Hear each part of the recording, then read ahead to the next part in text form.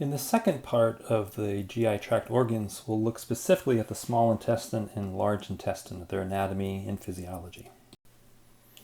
So the small intestine embryologically arises from the gut tube in week 5 as part of the midgut. So remember, we just talked about all the organs of the foregut, the esophagus and the stomach, and now we're in the midgut.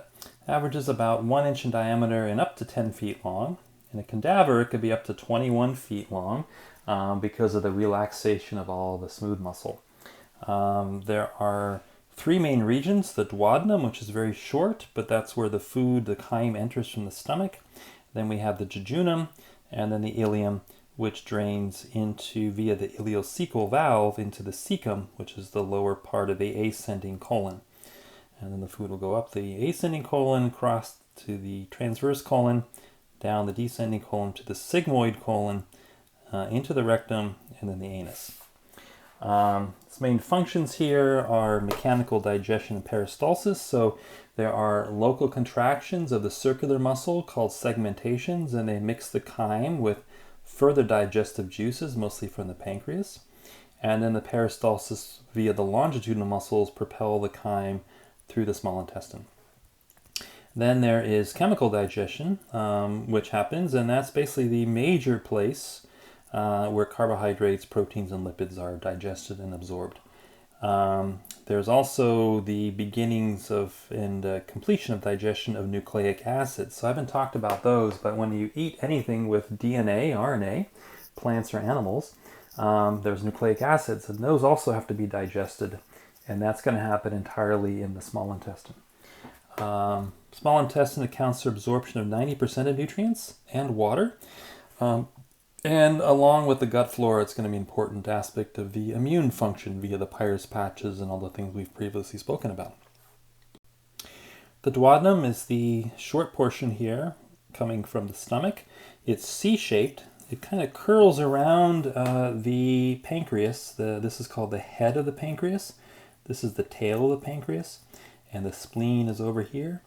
Remember, the spleen is actually not physically connected to the pancreas, although they both drain into the portal vein. But the duodenum wraps around the head of the pancreas here. Food, the chyme comes from the stomach, goes through. It's joined up here in the pancreas. You can see there's a little ductwork. This is the pancreatic duct. And this is what's going to secrete all of the pancreatic enzymes. And then, joining up to that is the common bile duct, which is coming from the liver bile ducts and then the cystic duct in the gallbladder. Here's the gallbladder hanging off via the cystic duct. That's going to come down, bring bile down. So both bile and pancreatic juice drains out here through a little opening called the ampulla of Vater. And that's going to join and mix in with the chyme that's coming in from the stomach. So that's the important role of the duodenum.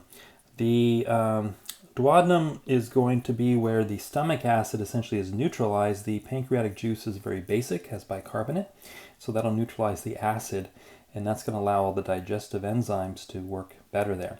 There are lots of glands. They're called Brunner's glands. They secrete mucus and bicarbonate, and that's also going to protect the duodenum from any stomach acid. Not mentioned here, but going back to our earlier discussion, there are a number, remember, of enteroendocrine cells, like the cells that secrete GLP and secretin and cholecystokinin and so forth. They're all found in the duodenum as well. The duodenum is retroperitoneal, so it's behind the peritoneum, which is different from the rest of the intestine. The jejunum is about 3 feet long. It hangs from what's called the suspensory muscle of the duodenum. That really marks the beginning of the jejunum. And it contains what are called plica circularis and villi. And plica circularis are just like little rings on the inside, again, folds that kind of like rugae in the stomach that increase the surface area. And then the villi are found on top of that. And this is going to be the major site of all of your sugar, amino acid, and fatty acid digestion, final digestion and absorption. And then finally we have the ileum, which is about 6 feet long. And the ileum merges with the large intestine at the ileocecal valve, contains villi, and goblet cells increase as you go further down, and they make the mucus. The submucosa, remember, are rich in the Peyer's patches here in the ileum, and this is the main site for vitamin B12 and intrinsic factor absorption. So that B12 that bound up to the intrinsic factor in the stomach is absorbed here. Bile acids and a lot of other nutrients not absorbed in the jejunum are all absorbed in the ileum. And the jejunum and ileum are suspended in the abdominal cavity by the mesentery. So those are those little slings that contain the arteries, the veins, the nerves, the lymphatics. And that's part of the peritoneum. Okay, so that's the overall structure of the small intestine. In terms of arteries here, the duodenum actually gets its blood flow, arterial flow from the celiac trunk and some branches of the superior mesenteric artery. The jejunum and ileum get it from the superior mesenteric artery. And that forms a series of those arches, those arterial arcades that I talked about here. I'll draw them black. And this basically allows for better perfusion of the intestinal wall. There's little straight branches coming off the arches, and that's called the vasa recta. So the vasa recta directly go into the intestines. So that's we could say, an aspect of the small intestine yang is the arterial blood flow. The veins and lymphatics, which are draining things away, that would all the veins, just like the stomach, drain into the portal vein, which goes to the liver. And then the lymphatics will drain into mesenteric lymph nodes, into the cisterna chyli, thoracic duct, left subclavian vein to the heart, like we already talked about. So that's the veins and lymphatics. And then the nerves, extrinsic, parasympathetic, so the vagus nerve, and this is going to increase peristalsis, increase secretions, HCl, and not HCl, but increase mucus, as well as all the other kind of endocrine secretions. But basically the main effect is to increase the peristalsis here. Sympathetics arise. They're going to basically come from the thoracic spine, and they're going to decrease the contractions and secretions. And then we have intrinsic nervous system in the myenteric and submucosal plexuses, and here we have another basic electrical rhythm, going to be faster than the stomach. So in the duodenum there's actually 12 waves per minute, unlike the 3 or 4 in the stomach. In the ileum there's about 8 to 9 waves per minute, and if a person is fasting, it's going to happen it's going to slow down to almost every 90 minutes, so it's going to slow down there. MMC is the migrating motor complex, and so that's going to be that migrating wave of electrical activities that goes down the intestinal wall. So that's going to be the basic electrical rhythm of the small intestine, faster than the stomach to kind of get food through. There's more surface area, so more capacity for absorption as everything goes down, as the food passes through the small intestine. So if we look at the mucosa of the small intestinal wall, again, there's this unique structure, the plica circularis. These are circular folds. In the inside of the wall, you can kind of see it in this picture over here. See the circular folds, they're kind of like rugae. They increase the surface area for absorption. They begin in the duodenum and go all the way down to the terminal ileum, where they become less numerous. On top of that, we have finger-like extension of the mucosa, and that would be the villi. And they're about 1 millimeter in height, and they project from those circular folds, and they further increase the surface area, and there's about 20 to 40 per square millimeter. So if you look over here at this small picture here, you can kind of see the structure. You can see the plica circularis, and then on top of that, we have the little villus projections. See the little hairy lining there, and here's a blow up of a single villus. And the villi have in the lining of mucosa, and they have these little glands that go down in here as well. And then sitting up inside each villi, there's a lymphatic vessel. That's what's in yellow. And there's a little capillary bed and veins. And so everything that's going to be absorbed, all the carbohydrates, amino acids, short-chain fatty acids, is going to go into the circulatory system, and the veins will all collect. They'll go into submucosa, and they go eventually into the portal vein to the liver. All of the larger chain fatty acids, again over 10, 12 carbons long, will go into the lymphatic system, and that'll drain into the cisterna chyli, and that'll go thoracic duct into the circulatory system. Now again, the enterocytes are tightly joined together by tight junctions, and then on top of each enterocyte there are microvilli, and these are little folds on the surface of the cell. So don't confuse a microvillus with a villus. A villus is this large structure with all these cells and capillaries and lymph. A microvillus is just little folds of the plasma membrane of a single enterocyte, which will increase the surface area. Again, that's where the brush border enzymes and whatnot are found. Okay, so the lymphatic vessels, I should say, are called lacteals, and they're going to absorb the long-chain fatty acids versus the short-chain fatty acids. The intestinal glands are down here. These are called the crypts of Lieberkühn, and they extend down between adjacent villi, and they secrete intestinal juices, which are high in bicarbonate. They're high in other immune peptides, and the cells down in the crypts are sources of stem cells for regenerating the mucosal cells. And remember, the mucosa is regenerating very quickly, about every 72 hours or so forth. And then there's a little layer of muscularis mucosa, and that's going to help fold the plica circulare even further. So let's see, going down here we have a picture of some of the classic cells here found in the intestine. We have our classic, so in the blue we have what's called the absorptive enterocytes. Then in green there are enteroendocrine cells, so there are endocrine cells here as well that secrete serotonin as well as other gut hormones. So again, up in the duodenum we have the cholecystokinin and secretin. There are goblet cells which secrete the mucus. There are Paneth cells, which are the immune cells. There are stem cells in the yellow down in the crypts. And then there are tuft cells, which are the type of immune cell there. So lots of different cell types found in the mucosal layer. Here's just some of the descriptions. Average lifespan, again, is less than a week, about 3 to 6 days. So the enterocytes, the goblet cells with mucus, enteroendocrine cells, Paneth cells, we already talked about those, and there are also microfold cells, which are again presenting antigen down to the T cells in the Peyer's patches. The submucosa contains the MALT, the mucosal-associated lymphatic tissue, and down in the ileum, those are specifically the Peyer's patches. Sometimes people use these terms interchangeably. Technically, the Peyer's patches are usually associated with the ileum, but they're kind of everywhere. MALT is everywhere, just not as dense as down in the ileum. And then there's the submucosal plexus, which is the nerve bundle there. Then we have, again, back to longitudinal circular, no transverse layer like in the stomach, and the myenteric plexus. So that's the structure of the small intestine wall. So going down into those glands a little bit more, this is an aspect really of the yin aspect, maybe the blood aspect of the small intestine in Chinese medicine, pattern thinking. The glands secrete watery fluid. It's slightly alkaline in pH, keeps the chyme liquid. It provides an environment for all the enzyme activity. It does contain a lot of those antimicrobial peptides, defensins and whatnot. And this is readily absorbed by the capillaries in the villi. The goblet cells and duodenal cells secrete mucus again, and that's going to protect the stomach lining.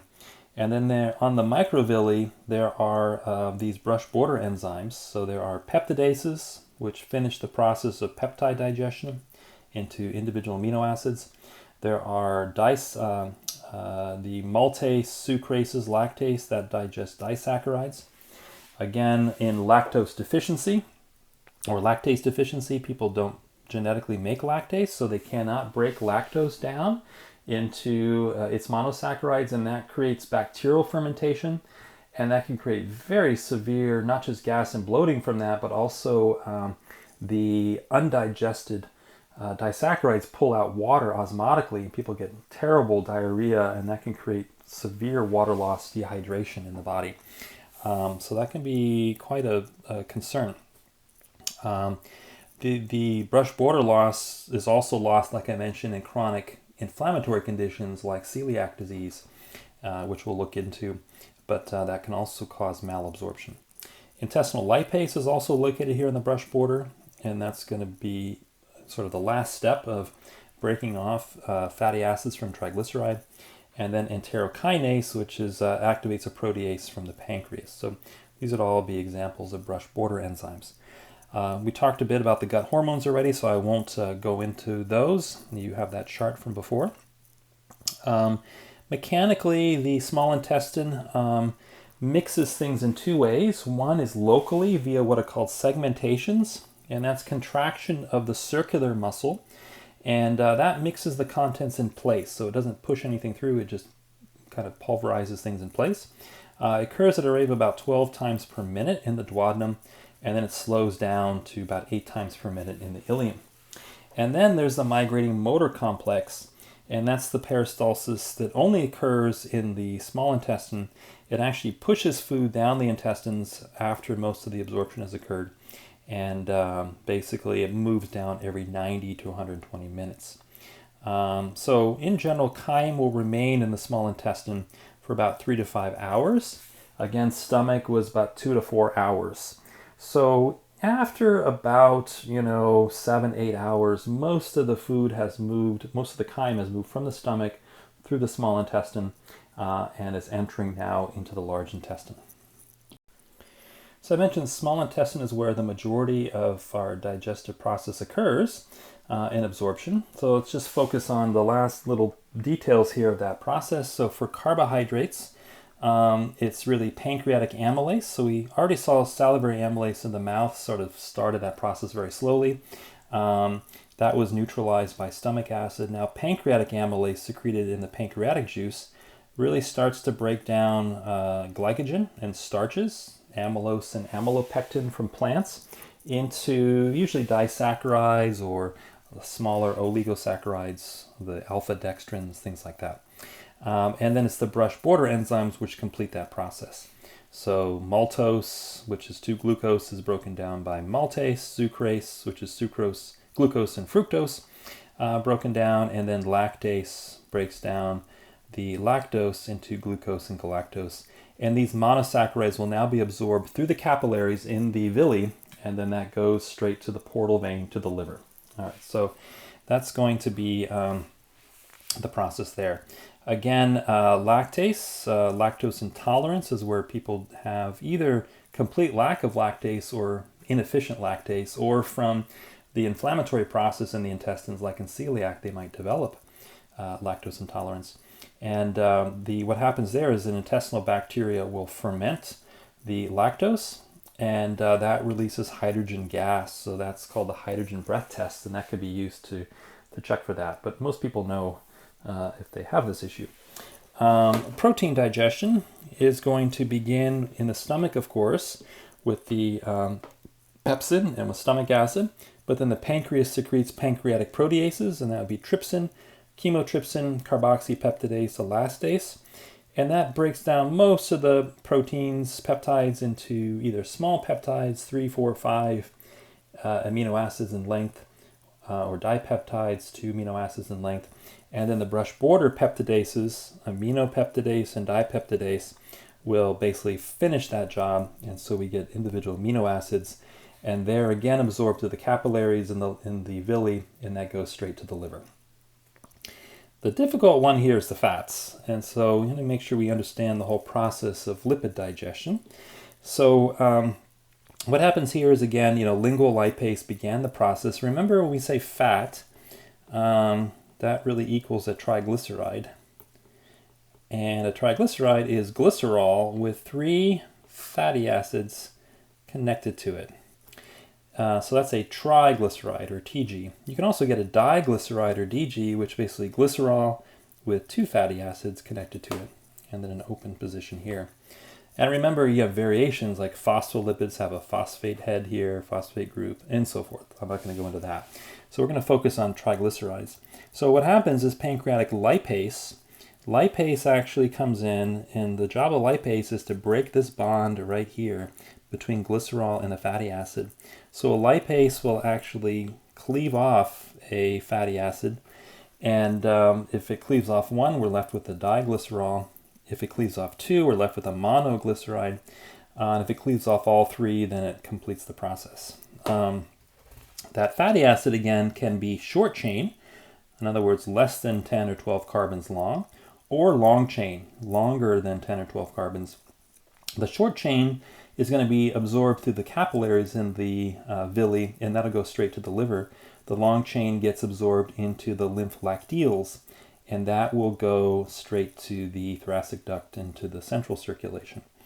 Now, because triglycerides are lipids, they don't just sit there in the digestive juices easily. It's just like oil mixing with water. They have to be emulsified.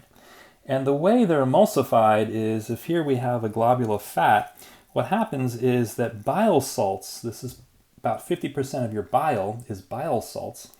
And the bile salts come in, and they're actually amphipathic molecules. They're lipid soluble at one end, water soluble at another, and they surround the fat droplets, and they end up forming these little clusters of bile salts on the outside with fat on the inside. And this structure is called a micelle.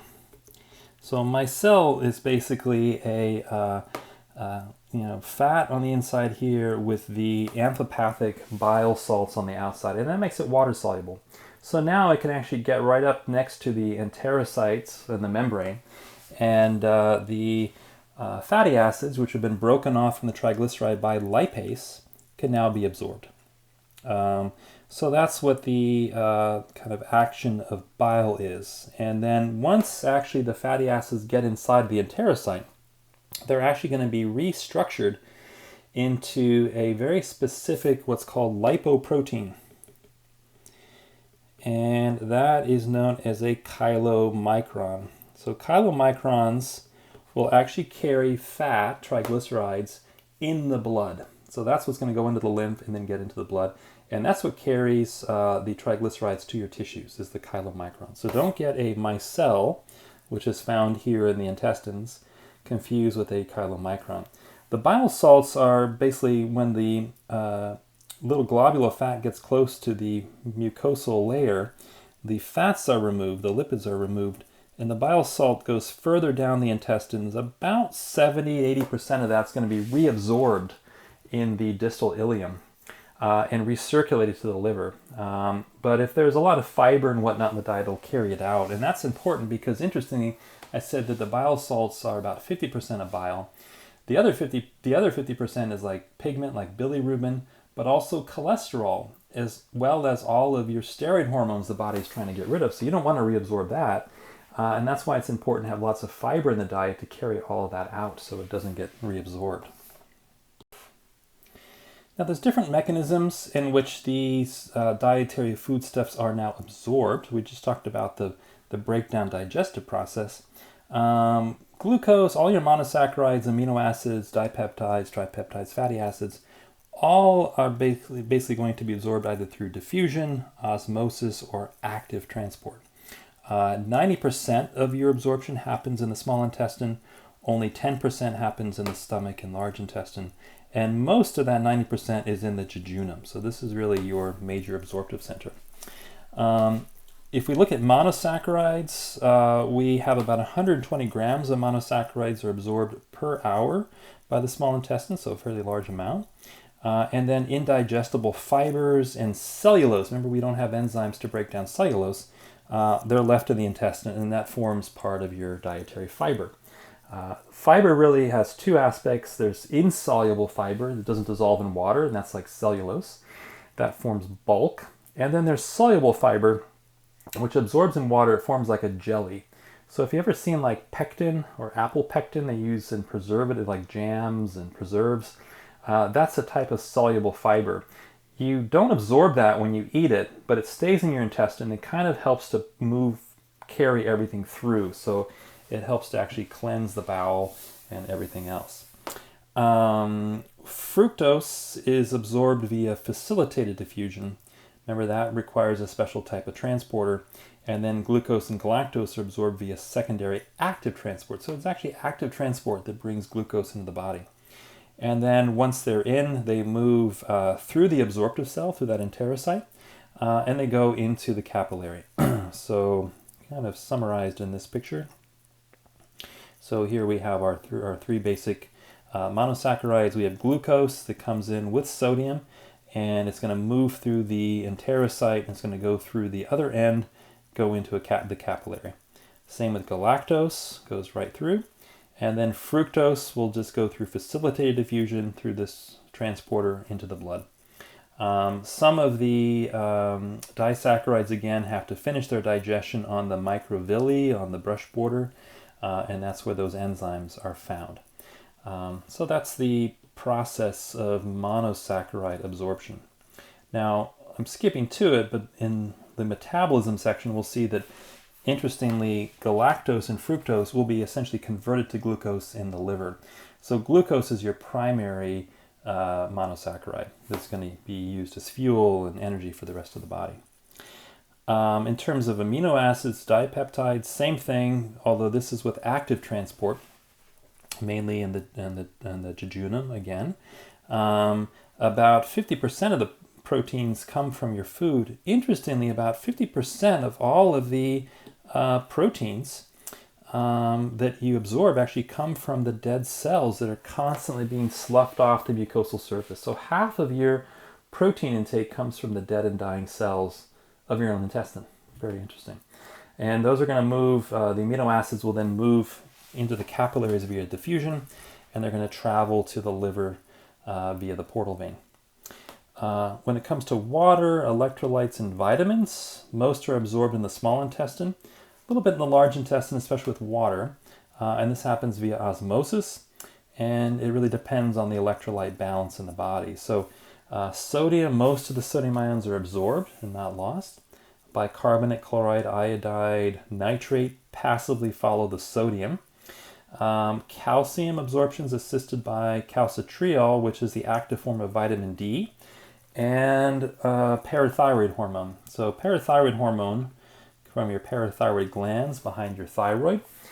These secrete parathyroid hormone, and that actually tells the kidneys to make more calcitriol, and that also tells the intestines to increase their calcium absorption. And then metals like iron, and then like potassium, magnesium, phosphate, these are all absorbed via active transport. So there are active transporters for iron, for example, to get it into the body. Fat-soluble vitamins A, D, E, and K are absorbed like the lipids, so they have to be surrounded by bile salts made into micelles. And then most water-soluble vitamins B complex, C, are absorbed by simple diffusion. And again, we mentioned the special case of B12 that needs the intrinsic factor to be absorbed in the distal ileum. Now again, lipids are a little bit more complicated. They're absorbed by simple diffusion. So we already saw that where the lipid droplet is surrounded by bile salts, it's made into micelles in the intestine, and then pancreatic lipase strips out the fatty acids from those micelles, and those are absorbed by simple diffusion into the enterocytes. And so short chain fatty acids, again, the definition varies. I think using the number 10 is probably good here. Anything under 10 carbons or less fatty acids will move into the capillaries and go to the liver. And then anything over 10 carbons will go through the lymph lacteal. And that will actually have a bit of a different transport pathway. So the micelles, so the fatty acids, once they get into the absorptive cells, they actually have to be packaged as what is called a chylomicron.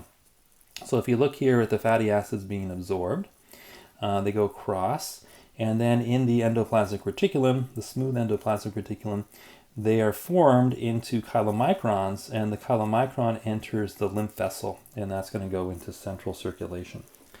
Remember that the fat-soluble vitamins A, D, E, K are also going to be absorbed this way, and most of the bile salts that are used are going to be reabsorbed down lower in the intestine, and that's going to be the enterohepatic recirculation of the bile salts.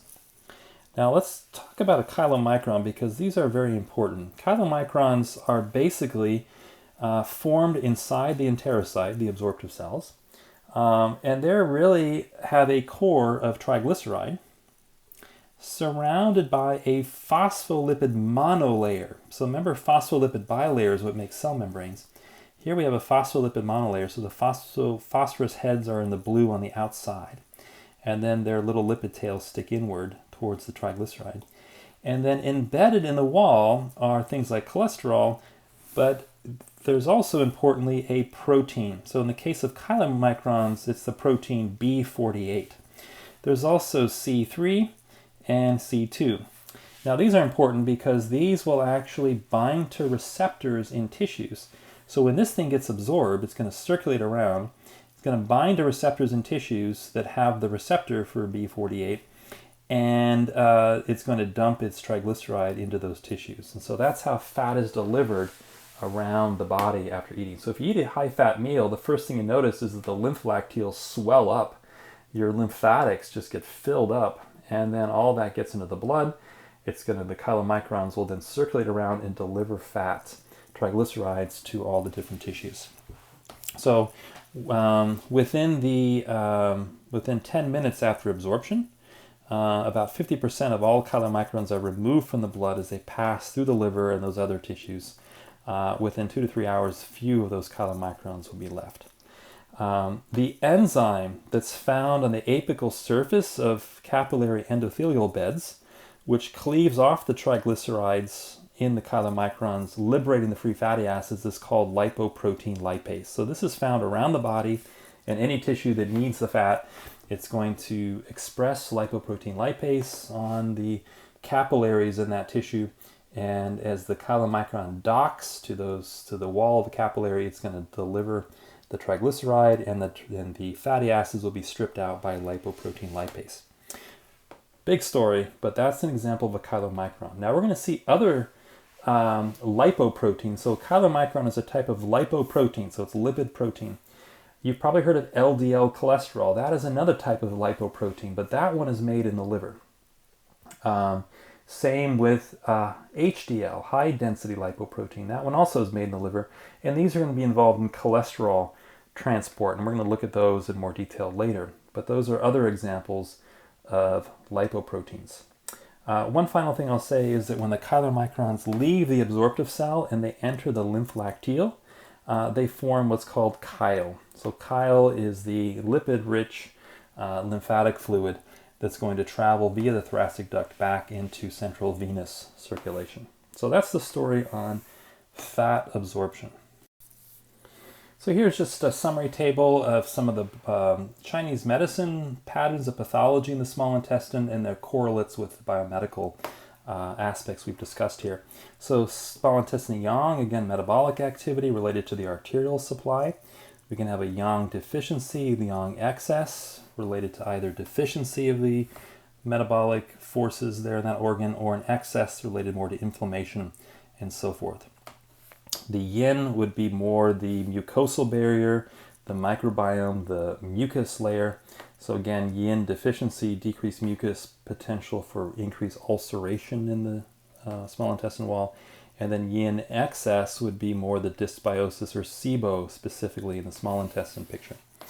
And then the qi would be the autonomic nerve activity. Again, the parasympathetics basically activate the small intestine, and the sympathetics suppress it. So we can have our qi deficiency or excess states.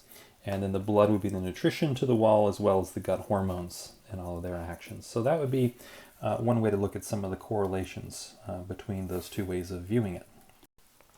Finally, we come to the large intestine. Embryologically, this is part of the midgut and the hindgut, remember. Larger in diameter than the small intestine, but shorter. It's only about 1.5 meters long, about 3 feet or so. The transverse colon is attached to the posterior abdominal wall via what's called the mesocolon. That's a double layer of peritoneum. And both the ascending and descending colons are retroperitoneal. And the cecum, appendix, transverse colon, sigmoid colon are intraperitoneal, inside the peritoneal sac. Really, the functions here are the completion of the absorption process. So the large intestine produces no enzymes, has no villi either. So it has the crypts, those deep glands, but there's no villi. So really, the only thing that can absorb is water and some electrolytes. The gut bacteria produce certain vitamins, and that would be potentially from lactobacillus bifidobacteria, and there's also an immune role there. Formation of feces and the expulsion of feces. So the chyme becomes feces after about 3 up to 10 hours in the colon. Basically, by the time it makes it through the small intestine into the distal small intestine, chyme has now become feces. And the mixing and peristaltic movements are more sluggish in the large intestine than the small intestine. The reflexes can be stimulated by eating or small intestine reflexes. So I have some patients who eat something, then they immediately have a bowel movement and they think that the food has actually gone all the way through them in that period of time. And that's highly unlikely. What happened is that the eating stimulated that cephalic reflex to the vagus nerve, and that stimulated a bowel movement. But it's not the same food that went in that has come out the other end. So defecation itself, the primary signal is when the feces reach the rectum. So the very end of the large intestine, that's what's going to trigger the defecation reflex. Gas or flatus is mostly nitrogen, carbon dioxide, hydrogen, methane or hydrogen sulfide, and the fecal odor I mentioned are from the indoles, and these are the scatol and so forth that I talked about before, and these come from the amino acid tryptophan, and that has to do with how bacteria ferment and make those compounds. And then there's the immune function I mentioned from the bacteria, but also the mucosa secretes secretory IgA, antimicrobial substances, and that's going to play a role in the immune system, tolerance, and so forth that we've already discussed a little bit. So if we look at the different regions, we of course have the cecum, which is where the food enters from the small intestine via the ileocecal sphincter, which is kind of like the lower esophageal sphincter or the pyloric sphincter. It's functional smooth muscle, so it's more like a functional sphincter. The appendix or vermiliform appendix hangs from the cecum, so we're looking down here. And this is, of course, on your side of the body. It's on your right side of the body, right lower quadrant. And the appendix hangs off here, and it's rich in lymphatic tissue. It's also very rich as a reservoir for colonic bacteria, so we think it can actually squeeze and secrete out bacteria when needed into this portion of the intestine. The colon is divided into the ascending, the transverse. So there are little flexures that anchor the colon here and here. This is called the hepatic flexure. This is in the right upper quadrant.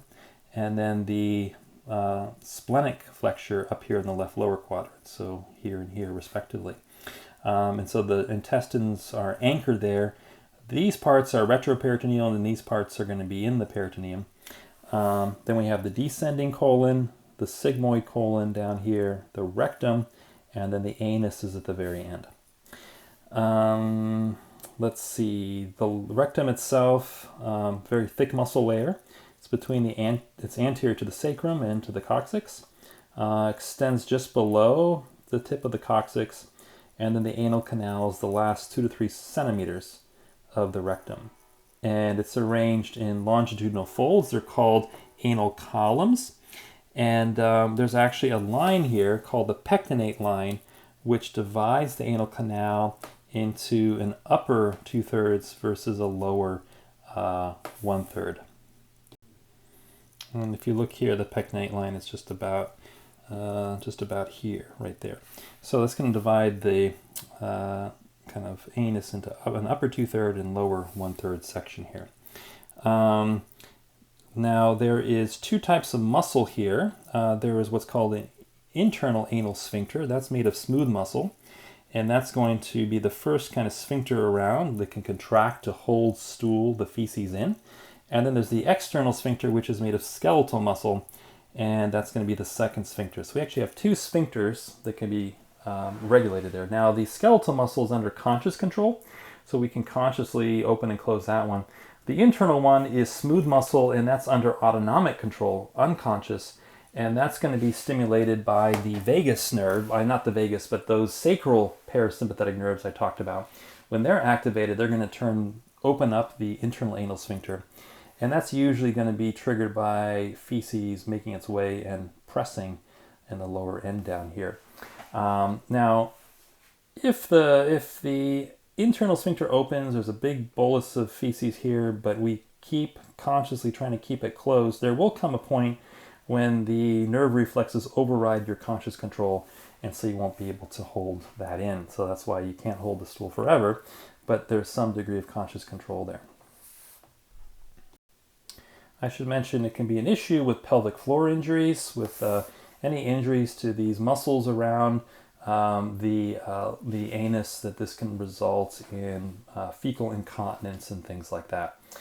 So we'll look at some of those conditions as we go into the pathology deeper. In terms of arterial supply, we have the superior mesenteric artery, which perfuses arterial blood all the way up to the distal 1/3 of the transverse colon, and then the inferior mesenteric artery perfuses all of the rest. And there is actually a region between the two systems via what's called the marginal artery right here.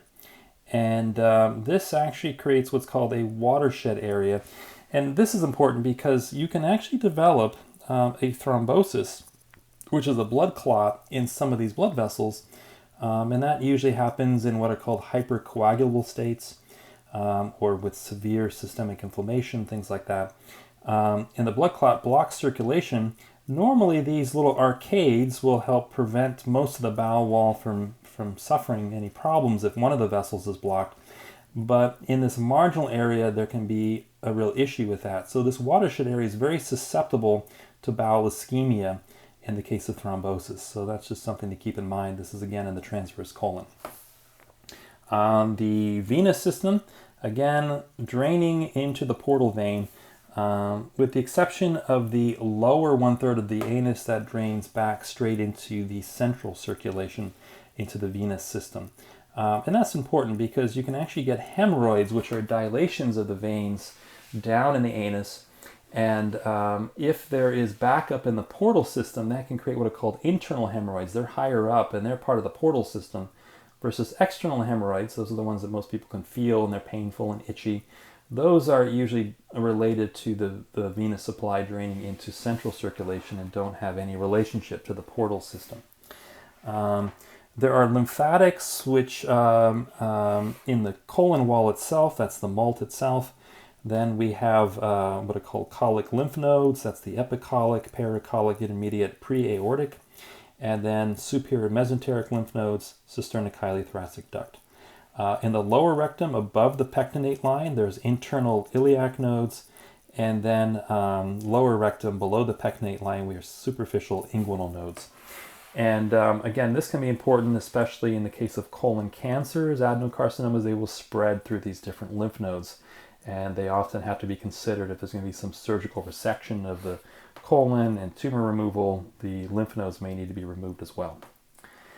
In terms of nerves, parasympathetics, again, they're going to come from either the vagus or the lower intestine. From the distal 1/3 transverse colon downward is going to be from the pelvic splanchnic nerves from S2 and S4. They're going to basically increase peristalsis and mucus secretion in the large intestine. Sympathetics come from T10 to L2, and they're going to basically inhibit peristalsis and so forth. And then there's the intrinsic nervous system, of course, which is setting the migrating motor complex, the basic electrical rhythm of the large intestine. So there are what are called slow waves, these slowly mixed feces. They are mostly in the ascending colon. They occur every 8 to 15 hours, and that's going to move the feces into the transverse colon. And then large contractions, which are mass movements, they're going to occur 1 to 3 times a day, and that's going to evacuate the bowels. So that signal comes down, that's going to relax the smooth muscle in the internal anal sphincter, and then, if you allow it, you relax the external sphincter, that'll allow feces to come out. Okay, and I already mentioned the distension of the rectum is what's going to trigger the rectosphincteric reflex, and that's going to cause the relaxation of the internal anal sphincter. Okay, so that's the nervous system, again, aspect of large intestine chi. The mucosa of the large intestine is very different than the small intestine. Again, small intestine, we have the villi. So in the large intestine, there are no villi, but there are the crypts. So those crypts of Lieberkühn, they're really tubular in shape, and they're also called colonic glands. There's no circular folds or villi, and there are absorptive cells, so absorptive enterocytes, and they're going to absorb water and electrolytes, and they have microvilli, and then large numbers of goblet cells, so they're going to make mucus. Now, interestingly, another area in the body where there's a very large amount of goblet cells is the lungs. It's very curious. A lot of, again, embryologically, a lot of connection between the intestines and the lungs, especially in this case, large intestine and the lungs. Then we have the Muscularis Layer, which is has a circular muscle. It also has longitudinal muscle, but it's incomplete. So there's little breaks in that longitudinal muscle. And it's formed into 3 distinct bands, and they're called the tennicoli. They run the whole length of the intestine, and they actually contract and they pucker the large intestine into little pouches. And so here's the tennicoli running all the way down the intestine like this. And as it puckers, it actually pulls the intestine into these pouches called haustra. So the haustra are like little pockets that the intestine is formed into, and that's formed by the tennicoli. Now you can also get little outpouchings from the colonic wall, and that's where the areas of the muscularis here has weakened, and these are diverticula. Now they usually hang off the outside, but also kind of the openings on the inside of the colon. And they actually, that's pretty common, especially down in the descending colon sigmoid. A lot of people have diverticula. That's pretty much normal with aging, but they can actually, food or seeds or things can become impacted in there, and that can actually create a pocket for bacteria and infection, and that creates diverticulitis, which needs treatment. So that is an infection now of the diverticula. That can, in severe cases, result in actual perforation of the bowel wall, things like that. So that presents with usually severe onset left lower quadrant pain with fever and so forth. So that's diverticulitis. Different than having diverticula or diverticulosis. So diverticulosis is just the state of having diverticula. Diverticulitis is when they're inflamed. Remember, itis is always inflammation. And then we have these little appendages. They're not shown here, but you can actually see one right here, hanging off of the tennicoli, and they're called the Epiphloic Appendages. And they're little pouches of fat. So that's just a normal finding on the colonic wall. So that's the large intestine muscle, or the structure of the large intestine or the colonic wall. And finally here, I just put together a table of the potential biomedical correlates with some of the large intestine physiology we just talked about. So the yang, again, with arterial flow, the qi with the autonomic activity, blood with the secretions, potentially hormone activity, and then large intestine yin would be the mucus and the microbiome itself. And so we can have patterns of excess, potential stagnation, and then deficiency of those. So that concludes the kind of overview of all the GI organs, the anatomy and physiology. Next, we'll delve into pathology of both the upper and the lower GI tract.